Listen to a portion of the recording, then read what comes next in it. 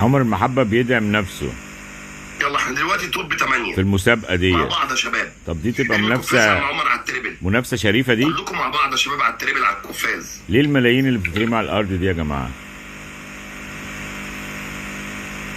ودخل أحمد وهبة يدعم صديق عمره.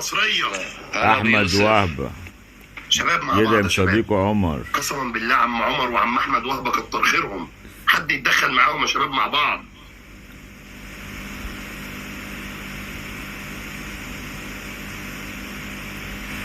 طبعا الهدايا دي جديدة خاصة مطعم ركن الدمشقي كوين بالمسابقة. أميرة بحجابي، الله ينور عليكم يا شباب. نكبس ونشير ونخش على التصويت. هيطلع 20 شخص بس من العرب، وبعد كده تبقى مسابقة عالمية آخرها بعد ساعة. عاش. آخر المسابقة دي بقالها كام يوم وهننزل لكم النتائج.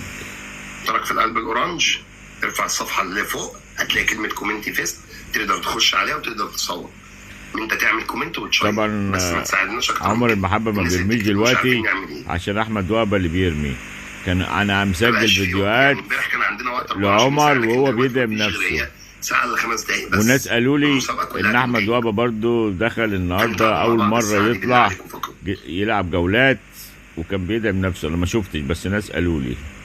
حصل الكلام ده يا جماعة؟ حد شاف؟ يابا يلا شباب يلا عاش. المليون نقطة بينا وبين 7 ب 5000 دولار.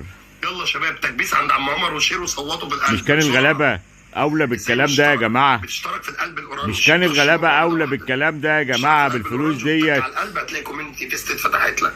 ده عبد الله يسري جاي له 200 مليون. صوتي مسموع والألف اللي هناك سامعين. فبسرعة يا شباب بسرعة. عمر المحبة حاجة و90 مليون.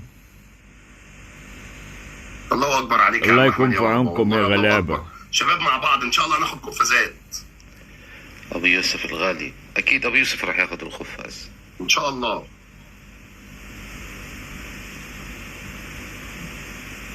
مطعم الركن ابو يوسف اللي هو احمد وهبه. عم احمد يا وهبه ترتيب حاليا 9 ان شاء الله خير.